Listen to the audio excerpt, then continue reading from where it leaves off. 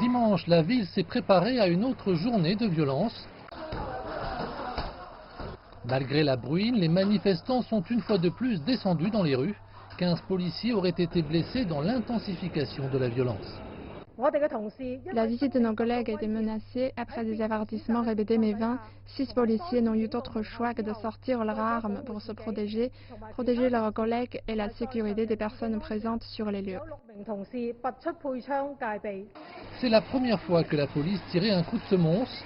Des canons à eau ont également été utilisés pour la première fois. La vie de nos officiers était en grand danger. Un officier a tiré un coup de semonce en l'air.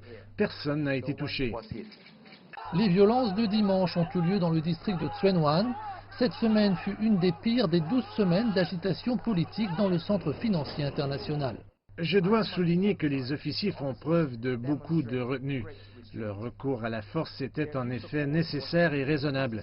Ils visaient à protéger toute personne, y compris nos officiers, de la mort ou de graves lésions corporelles. 86 personnes ont été arrêtées lors des violences. La plupart des habitants du district voudront demander l'arrêt de toute cette violence. En effet, nous ne voulons voir aucun blessé. Nous ne voulons pas que tous ces actes de violence se poursuivent de jour en jour, de semaine en semaine. Par conséquent, nous aimerions faire passer ce message. Nous aimerions le faire passer dans la communauté pour dire non à la violence. Les marches de dimanche ont eu lieu à Tsuen Wan et dans la banlieue des nouveaux territoires de Hong Kong. Cependant, certains manifestants extrêmement violents ont dévié de leurs itinéraires d'origine.